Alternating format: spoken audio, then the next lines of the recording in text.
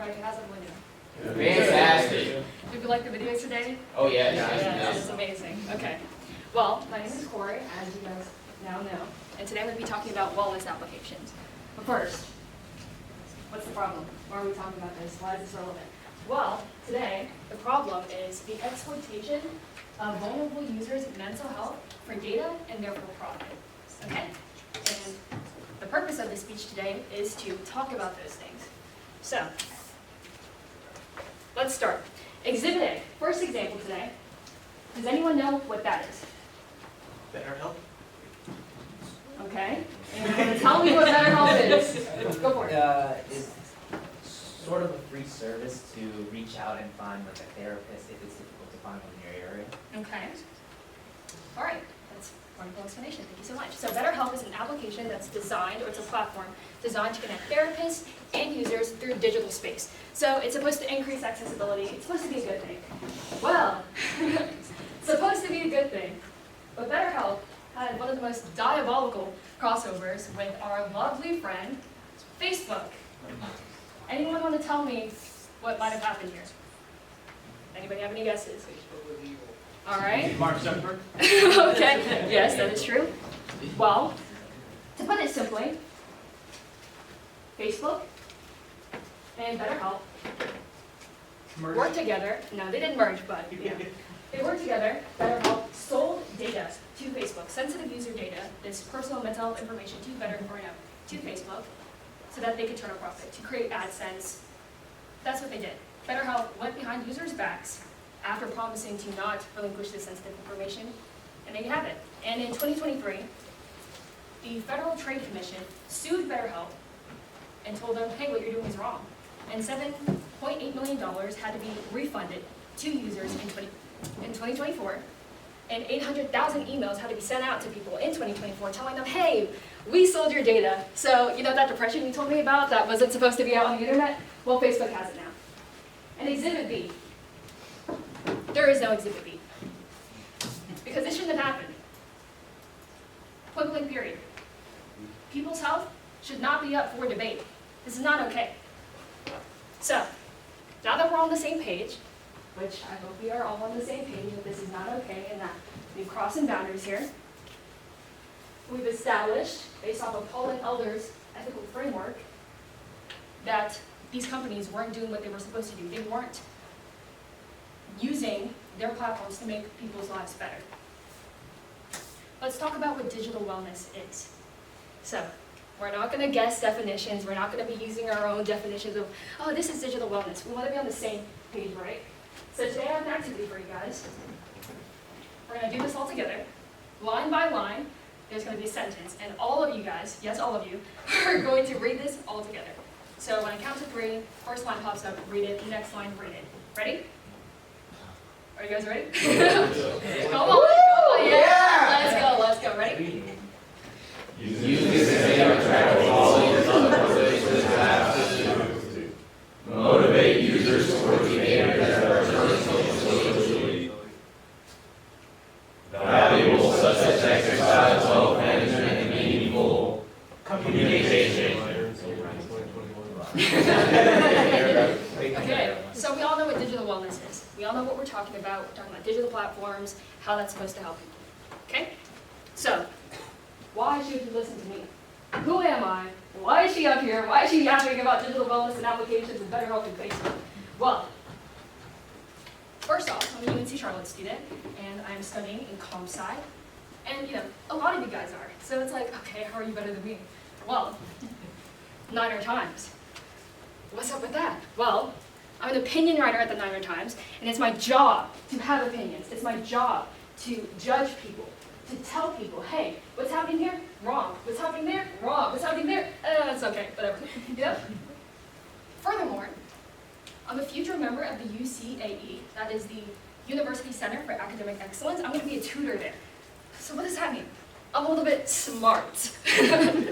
So maybe you should listen to me. Maybe someone who is supposed to be teaching others, can teach you today. So we've established that information. Let's go into the history. Let's go into how we got here. How did we go from, selling user data taking people's information. What happened? I thought we were supposed to help people. What's happening? History. We're going to start in the 1900s. Can anybody tell me what they see in this picture? What do they think is happening? Raise your hand. Please don't shout. Go for it. LaBuffin. Nice try. Nice try. Go ahead. A Friday night out. Friday night out. All right. Okay, one more. Go ahead. More realistic nursing students practicing? Okay. Well, they are nurses. That's good. Okay, last one. I was going to say the same thing, but they're using an actual human boy for a test subject. And they are. Well, this is not a test. This is actually a treatment that was actively given to people in the 1900s throughout, especially during the early 1900s, in the development of psychotherapy. Okay, what's happening here is insulin therapy. And this was to send people into a low blood sugar coma to calm their mind. You can't tweak out if you're just calm and, you don't have enough energy to tweak out. But the thing is, with insulin therapy, there was about a 1 to 10% mortality rate. And that's really bad. Okay, we're supposed to help people, but they're dying. Half this classroom might have been dead if you went through this, okay? Bad. Can anyone tell me what this is? No, it is not heroin. Go for Wait, I it. was going to ask a question. When you said it was therapy, I was thinking of a moment it was an experiment, but wasn't an experiment at the same time as well as therapy? Yes, Okay. this was a time of developing medication, so it was experimental, but it was still a treatment. Go for it. Opioids? Opioids. Okay. Last one. It is not ketamine. It is not a hard narcotic, but it is melrosol. Okay. And melrosol is a medication that induced seizures in patients. And again, this was meant to work out the quote unquote crazy in people, right?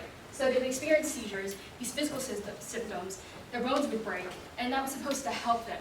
Well, obviously, inducing physical pain and damage to people is not going to help them physically nor mentally. So, it was banned. And when was it banned? Can anyone tell me when they think melrosol was banned? One person, one try. Go for it. 1932.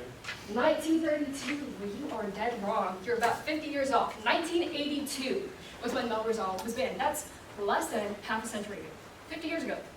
They were still utilizing medication that induced seizures, broke people's bones, hurt people's bodies. So, here we are now with medication. Anyone know what this is?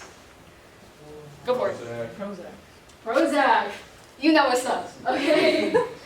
Well, this is Prozac, and it is also my bestie. I take Prozac every day for, it's an antidepressant, and it's also an anti-anxiety. You can get dosed from 10 milligrams all the way up to 60 milligrams, I think, in the US. It could be 40, I'm not sure.